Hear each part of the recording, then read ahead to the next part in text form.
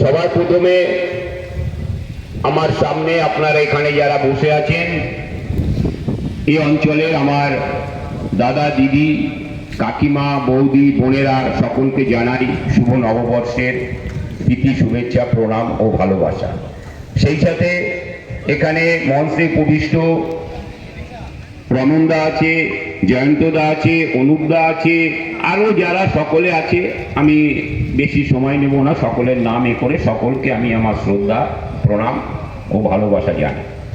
তারপর একটা কথা বলি, আপনারা হয়তো ভাবছেন বা এখানে শ্যামলদা যেটা বললেন যে বক্তব্য রাখবেন, আমি কোনো বক্তব্য রাখবো না। তার কারণ আমি বক্তব্য রাখতে পারি না। আমি একজন প্রাক্তন সেনাকর্মী। আমি বহুদিন ভারত মায়ের সন্তান হিসাবে আমি আর্মিতে চাকরি করেছি এবং এখন বর্তমানে রিটায়ার্ড একটা ব্যাংকে চাকরি করি। সুতরাং রাজনৈতিক লাইফ আমার বেশি দূর না এবং আমি রাজনৈতিক বক্তব্য রাখতে পারি না। কিন্তু আপনাদের সামনে কয়েকটি কথা আমি শুধু বলে যেতে চাই। এই ভারতীয় জুমলা পার্টি, এই জুমলা পার্টি সম্পর্কে কয়েকটি কথা আপনাদেরকে আমি বলে যেতে চাই। আপনারা দেখবেন এই সন্ধ্যেবেলা বা রাত্রেবেলা আপনাদের ঘরের মধ্যে যত না মশা আপনারা দেখতে পান না, তার থেকে অনেক অনেক বেশি এখন আপনারা আকাশে দিল্লির হেলিকপ্টার দেখতে পাবেন।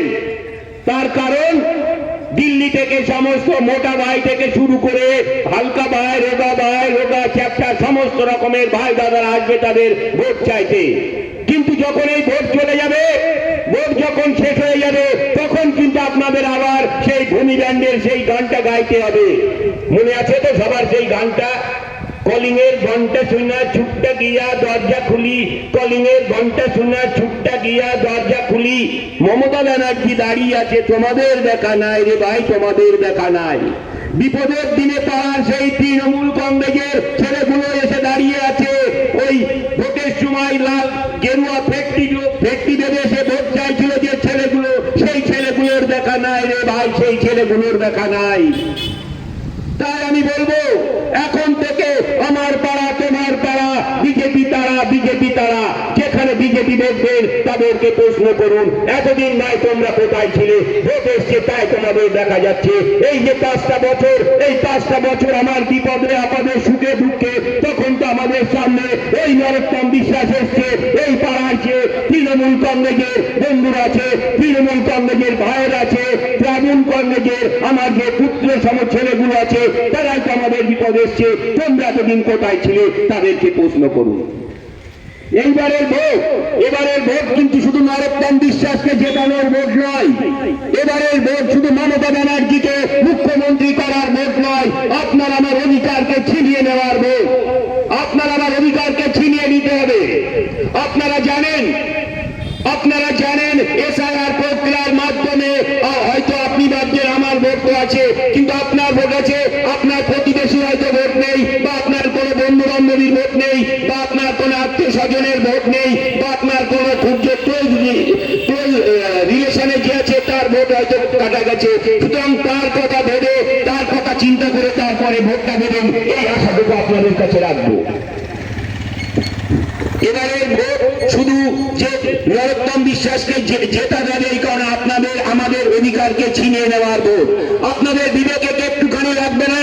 2021 সালে যখন ভোট দিতে গেছিলেন, 2024 সালে যখন ভোট দিতে গেছিলেন, তখন আপনাদের সামনে, তখন হয়তো আপনারা 5 জনা বা 6 জনা বন্ধু মিলে একসাথে ভোট দিতে গেছিলেন, বা কোনো প্রতিবেশীর সাথে বা আপনার পরিবারের সবাইকে মিলে ভোট দিতে গেছিলেন। কিন্তু এবার যখন ভোট দিতে যাবেন, তখন আপনারা দেখতে পাবেন সেই 5 জনের মধ্যে হয়তো 2 জনা নেই বা 3 জনা নেই। তো সেই যে 3 জন বা 2 জন বন্ধু আপনার সঙ্গে ভোট দিতে যেতে পারছেন না, তার স্বার্থে ভোটটা দিন, এটুকু আপনাদের কাছে অনুরোধ করব। আজ বিজেপি বন্ধুরা কি বলছে? কুকুরের চোখ ফেটে 15 দিনে, আর এই পশ্চিমবাংলার কুকুরগুলো 15 বছরেও চোখ ফুটছে না।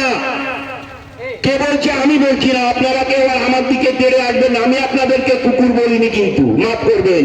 বলছে কে? না, বিজেপির নেতা সজল ঘোষ। বিজেপি নেতা সজল ঘোষ কি বলছেন? এটা আমার কথা বলিনি, নিশ্চয় আপনারা যারা টিভি দেখেন বা ইউটিউব বা আপনারা ফোনে অ্যাক্টিভ আছেন, তারা নিশ্চয়ই দেখতে পেয়েছেন। সজল ঘোষ বলেছে কুকুরের বাচ্চার চোখ ফেটে 15 দিনে, আর এই বাংলার কুকুরগুলোর এখনো 15 বছরে চোখ ফুটলো না।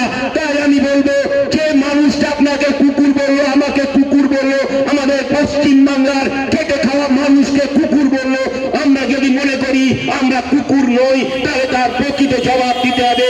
29শে মে ঘাসের উপর জোড়া ফুল চিহ্নে ভোট দিয়ে নরোত্তম বিশ্বাসকে বিপুল ভোটে জয়যুক্ত করতে হবে। আমি সেই কারণে বলবো আপনাদেরকে তৃণমূল কংগ্রেসকে ভোট দিতে। আজ থেকে ভেবে দেখুন তো, যখন সেই 34 বছরের জমানা ছিল, 34 বছর জমানায় আমরা কি দেখতে পেয়েছি? আমরা ঠাকুরনগর স্টেশন থেকে নিয়ে ওখানে ট্রেন থেকে নেমে এই নওগাঁ আসতে গেলে আমাদের কত বিপদ আপদ, কত তখন বোমের আওয়াজ শুনে আমাদের ঘুমাতে যেতে হতো, আর গুলির আওয়াজ শুনে আমাদেরকে ঘুম ভাঙতো। যদি মনে করেন আমরা সেই দিন ফিরিয়ে চাই, তাহলে আপনারা বিজেপিকে ভোট দেবেন। আর যদি মনে করেন না আমরা এই শান্তিতে চাই, আমার মেয়েটা, আমার ছেলেটা রাত্রিবেলায় 10টার সময় ঠাকুরনগর স্টেশনে নামছে, চাঁদপাড়া স্টেশনে নামছে, নেমে সেখান থেকে শান্তিতে বাড়ি আসতে পারছে, এটা ভালো আছে, তাহলে আপনাকে নরোত্তম বিশ্বাসকে ভোট দিতে হবে। আমি এ কথাটা বলব।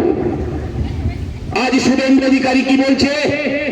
পশ্চিমবঙ্গের মূর্খ, পশ্চিমবঙ্গের এই মূর্খগুলোর কোনোদিনও জ্ঞান ফিরবে না, এদের কোনোদিনও জ্ঞান হবে না।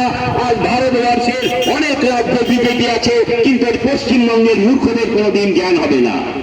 আর যে মানুষগুলো আমাদেরকে মূর্খ বলছে, আপনাকে, আমাকে, আমাদের এই খেটে খাওয়া পশ্চিম বাংলার গরিব মানুষদেরকে মূর্খ বলছে, আমরা যদি মূর্খ হই তবে আমরা বিজেপিকে ভোট দেবো। আর আপনারা যদি নিজেদেরকে মনে করেন যে না আমরা মূর্খ নই, আমরা বোকা নই, তাহলে আপনাদেরকে মমতা ব্যানার্জির হাতকে শক্ত করতে 29শে মে আপনার নিজ নিজ ভোট কেন্দ্রে যেতে হবে, আর নরোত্তম বিশ্বাসকে ঘাসের উপর জোড়া ফুল চিহ্নে ভোট দিয়ে তাকে বিপুল ভোটে জয়যুক্ত করতে হবে। হিন্দিতে একটা কথা আছে, চাঁদনি চাষি হতি হ্যায়, চাঁদনি চাষি হতি হ্যায় সিতারো সে নেহি, মহব্বত একসি হতি হ্যায় হাজারো সে নেহি। পশ্চিম বাংলার মানুষ সেই মহব্বত করেছে বাংলার অগ্নিকন্যা মমতা ব্যানার্জির সঙ্গে। পশ্চিম বাংলার মানুষ এই গেরুয়া ফেটিধারী ঝুটা মিথ্যাবাদী এদেরকে বিশ্বাস করে না, এদেরকে কোনোদিন বিশ্বাস করবে না। আমার বিশ্বাস এই নওগাঁর মাটি দুর্জয় ঘাটি, এই নওগাঁর মাটিতে তৃণমূল কংগ্রেস আমরা বিগত দিনেও দেখেছি, প্রত্যেকটা ভোটে আমরা দেখেছি এখান থেকে তৃণমূল কংগ্রেসকে আপনারা আশীর্বাদ করে জয়যুক্ত করেছেন। এখানকার মেম্বার তো তৃণমূলের না, এখানকার যে দুজন মেম্বার আছে তারাও সকলে তৃণমূল, আপনারা তাদেরকে আশীর্বাদ করে জয়যুক্ত করেছেন। এবার এই 26-এর বিধানসভা নির্বাচনে আপনারা আপনাদের দুয়ারে আশীর্বাদ করে নরোত্তম বিশ্বাসকে এখান থেকে এমএলএ করে আনবেন। নরোত্তম বিশ্বাস তিনি কিন্তু অগ্নি পরীক্ষা দিয়ে এসছেন। নরোত্তম বিশ্বাস অগ্নি পরীক্ষা দিয়ে তারপরে আপনাদের সামনে আবার এসছে। 2021 সালে এই গাইঘাটার মানুষ তাকে হয়তো দূরে ছুড়ে ফেলে দিয়েছিল, যাই হোক সেটা তার ভুল ছিল। তারা ভেবেছিল হয়তো নরোত্তম বিশ্বাস আর আরো যে বিজেপির মতো 5 জনের মতো হবে, সেইটা ভেবে তারা বিজেপির এমএলএ কে, মানে বিজেপি প্রার্থীকে এমএলএ করেছিল। কিন্তু নরোত্তম বিশ্বাস এই 5-5টা বছর আমাদের আপনাদের গাইঘাটার সকল মানুষের সুখে দুঃখে, রাতের অন্ধকারে, ঝড় বৃষ্টিতে যখন চেয়ে ডেকেছে তখন তার পাশে গিয়ে দাঁড়িয়েছে। এটা আমি আমার কথা বলছি না, আপনারা সকলেই জানেন, এখানে যারা বসে আছেন এনারা সকলেই জানেন।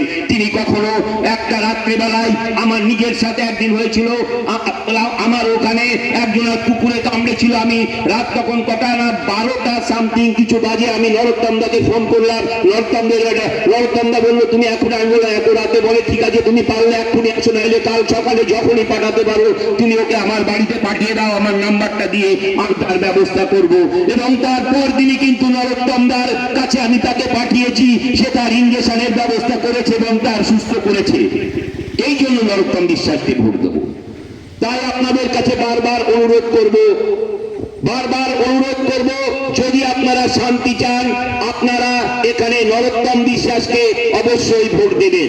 এই গাইঘাটা বিধানসভা কেন্দ্রকে আমরা এবার প্রতিজ্ঞাবদ্ধ হব এখান থেকে বাংলার অগ্নিকন্যা মমতা ব্যানার্জির হাতকে শক্ত করতে, বাংলার অগ্নিকন্যা মমতা ব্যানার্জিকে আবার চতুর্থবারের জন্য মুখ্যমন্ত্রী করার জন্য আমরা নরোত্তম বিশ্বাসকে জোড়া ফুল চিহ্ন ভোট দিয়ে আমরা এখান থেকে আমাদের প্রার্থীকে মমতা ব্যানার্জির হাতে তুলে দেব। তার কারণ আমরা বিগত 5 বছরে দেখতে পেয়েছি এখানে যে প্রার্থী, এখানে যে এমএলএ আছে তাকে কিন্তু আমরা কোনোদিনও দেখতে পাইনি। 5 বছর ধরে তিনি সাবমেরিনের মতো জলে ডুব দিছিল, আবার এখন সাবমেরিনের মতো উঠে এসছে জল থেকে। যেমন সাবমেরিন যেমন জলের নিচে থাকে, তেমনি গাইঘাটার বিধায়ক 5 বছর জলের নিচে ছিল, আবার এখন এই ভোট এসছে, ভোটের সময় জলের নিচ থেকে উঠে এসছে, এখন আবার ভোট চাইতে। এই 5 বছরে সে কিন্তু তার বিধায়ক ফান্ডের কোনো টাকা পয়সা কিছু দিয়ে আমাদের এখানে কোনো উন্নয়নের কাজ করতে পারেনি। এটা আমি আমার কথা বলছি না, আপনারা নিশ্চয়ই সেটা দেখতে পেয়েছেন। তাই বন্ধুগণ, আমি আমার বক্তব্য বেশি দীর্ঘায়িত করব না। আমার পরে অনেক বক্তা আছেন, আমার পরে যে সমস্ত বক্তা আছেন তেনারা সব পলিটিক্যাল বক্তা, তেনারা অনেক পলিটিক্যাল ভালো ভালো কথা বলতে পারবেন, আপনারা তাদের কথা শুনবেন। শুধু আপনাদের কাছে আমি লাস্ট একটাই অনুরোধ করে যাব, 29 এপ্রিল নিজ নিজ ভোট কেন্দ্রে যান আর ঘাসের উপর জোড়া ফুল চিহ্নে ভোট দিয়ে বাংলার অগ্নিকন্যা মমতা ব্যানার্জির হাতকে শক্ত করতে নরোত্তম বিশ্বাসকে গাইঘাটা থেকে এমএলএ করার জন্য আপনারা ভোট দিন। সবাই একবার বলুন তো, জয় বাংলা।